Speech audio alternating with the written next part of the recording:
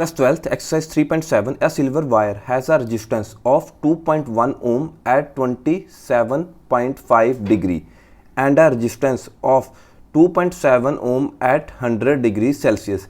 Determine the temperature coefficient of resistivity of a silver. तो अब हमें अल्फ़ा की वैल्यू निकालने को कहा गया है ऑफ अ सिल्वर वायर.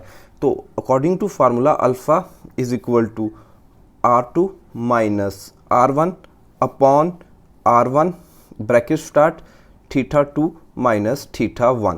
तो अब देख लेते हैं हमारे पास गिवन क्या क्या है. तो सबसे पहले हमारे पास एक रेजिस्टेंस की वैल्यू है, एक टेम्परेचर पे. So let this resistance will be R1. ये कितना आ गया था हमारे पास 2.1 ओम. तो ये किस टेम्परेचर पे है. सो लेट θ1 हम टेम्परेचर को डिनोट करते हैं. ये कितना आ गया 27.5 डिग्री सेल्सियस. इसी तरह से सेकेंड रेजिस्टेंस पे मुझे टेम्परेचर की वैल्यू है. So let R2 is equal to 2.7 ohm at θ2 की वैल्यू हमारे पास कितनी दे दी 100 डिग्री सेल्सियस. तो अब यहाँ पे हम यूनिट्स को चेक कर लेते हैं. सो देखिए रेजिस्टेंस की यूनिट ओम्स में दी हुई है, तो ohm is SI unit. So temperature की यूनिट्स यहाँ पे क्या दी हुई है डिग्री सेल्सियस. अब डिग्री सेल्सियस SI यूनिट्स नहीं है हमारी. जैसे हमने डिस्कस किया था एक्सरसाइज 3.5 में, आप पहले फार्मूले को देखिए. अगर आपके पास फार्मूले में टेम्परेचर्स का डिफरेंस आ रहा है तो आप डिग्री सेल्सियस में ही वैल्यू को सब्स्टिट्यूट करेंगे. इसका रीज़न ये है कि देखिए जैसे हम डिग्री सेल्सियस को केल्विन में कन्वर्ट करते हैं, लाइक है ना, आप कोई भी वैल्यू ले लिए, लाइक θ1 अगर मैं केल्विन में कहूँ तो मैं 273 को ऐड करता हूँ डिग्री सेल्सियस में आंसर केल्विन में लेने के लिए. क्लियर. अब देखिए θ1 में भी मैं 273 ऐड करूँगा और θ2 में भी मैं 273 ऐड करूँगा डिग्री सेल्सियस में केल्विन में बनाने के लिए. सो दोनों यूनिट्स मेरी केल्विन में आएगी. अब देखिए अगर यहाँ मैं θ2 माइनस θ1 करूँ तो जो मेरे पास आंसर आएगा, देखिए जो फैक्टर था 273 ये आपस में कट जाएगा माइनस होके. तो मेरे पास क्या बच जाएगा, अगर यहाँ पे डिग्री सेल्सियस की कुछ वैल्यू रख लें, लेट जैसे यहाँ पे 5 मान लें, यहाँ पे आप 8 डिग्री सेल्सियस मान लें, तो आपके पास क्या बचेगा 8 degree Celsius minus 5 degree Celsius. तो आपका आंसर कितना आ रहा है 3 डिग्री सेल्सियस. तो कहने का मतलब क्या है कि हमारा आंसर है वो डिग्री सेल्सियस में यहाँ पे आएगा. अब इन दोनों के डिफरेंस के कारण मुझे आंसर किस में मिल रहा है डिग्री सेल्सियस में, तो मैं पुट किस में कर रहा था केल्विन में.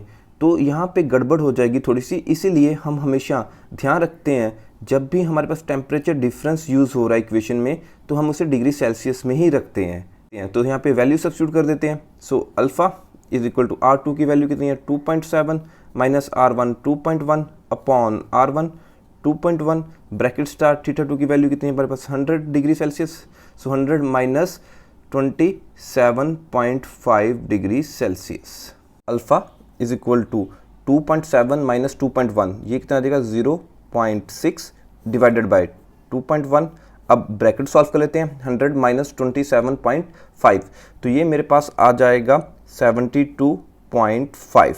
अब इसे फर्दर सिंप्लीफाई करें, ऊपर तो मेरे पास 0.6 ही रह गया. अब डिनोमिनेटर में अगर मैं 2.1 को 72.5 से मल्टीप्लाई करूं तो ये मेरे पास आ जाएगा 152.25. अब हम 0.6 को 152.25 से डिवाइड करें तो ये मेरे पास आ जाएगा 0.0039.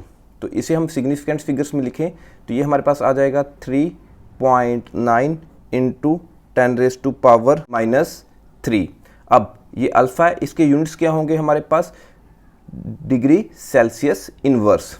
तो ये यहाँ पे भी हमारे पास क्या आ जाएगा डिग्री सेल्सियस इन्वर्स. तो ये हमारे पास आंसर आ गया coefficient of resistivity of a silver. Thank you for watching the video.